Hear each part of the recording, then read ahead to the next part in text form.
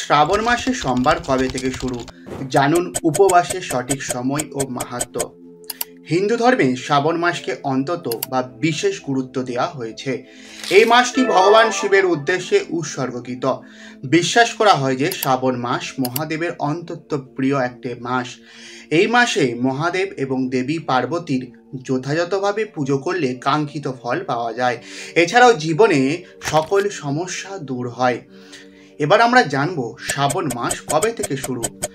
এই বছর শ্রাবণ মাস 21শে জুলাই অর্থাৎ 2025 থেকে শুরু হবে। 9ই আগস্ট 2025 তারিখে শেষ হবে। এই বছর শ্রাবণ মাস শেষ হবে রাখি বন্ধন উৎসবের দিন। এবার 9ই আগস্ট পড়েছে রাখি বন্ধন উৎসব। ধর্মীয় বিশ্বাস অনুসারে শ্রাবণের সোমবারে বিশেষ গুরুত্ব রয়েছে। এই দিনে উপবাস পালন থেকে শুরু করে শিবলিঙ্গে জল, দুধ, বেলপাতা ইত্যাদি নিবেদন করে জলাভিষেক করা হয়। এবার শুনে নিন শ্রাবণ মাসের সোমবারের তারিখগুলি।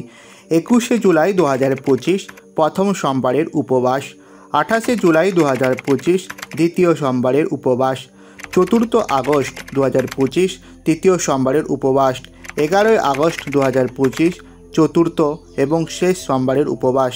এরপর জানবো শ্রাবণ মাসে কি করবেন। হিন্দু ধর্মে শ্রাবণ মাসকে অন্তত পবিত্র বলে মনে করা হয়।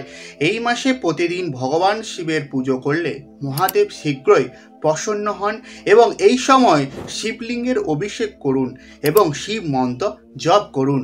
শ্রাবণ মাস কেবল নিরামিষ খাবার খান এবং সোমবারে উপবাস রাখুন। উপবাসের সময় অবশ্যই ব্রহ্মচর্য পালন করুন। এই মাসে দুধ ও দুগ্ধজাত দ্রব্য অন্তত দান করা শুভ বলে মনে করা হয়, কারণ যেহেতু শ্রাবণ মাসকে আমরা শিবের মাস হিসাবে গণ্য করে থাকি এবং এই শ্রাবণ মাসে কিছু জিনিস এড়িয়ে চলা উচিত, যেমন রসুন, পেঁয়াজ, মাংস এবং মদ্যপানের মতো আমিষ খাবার থেকে দূরে থাকুন। এই পবিত্র মাসে এগুলো করলে মহাদেব অসন্তুষ্ট হন। বিশ্বাস করা হয় যে এই মাসে বেগুন খাওয়া উচিত নয়। পবিত্র শ্রাবণ মাসে চুল ও নখ কাটাও এড়িয়ে চলুন। এই সমস্ত কাজগুলি করলে ভগবান তো প্রসন্ন হবেন, সঙ্গে প্রাণ ভরে ভগবান আশীর্বাদ দেবেন আপনাকে।